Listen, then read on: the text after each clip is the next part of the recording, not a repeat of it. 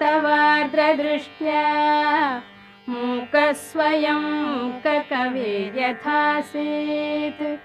तथा कुरु त्वं परमेश जाये त्वत्पादमूले प्रणतं दयार्द्रे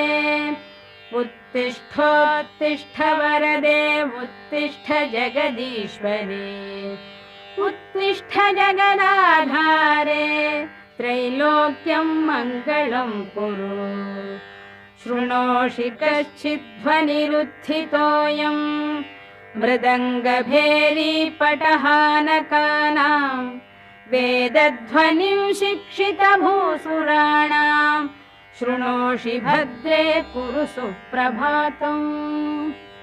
शृणोषि भद्रे ननु शङ्खघोषम् वैताళिकानां मधुरं च गानम्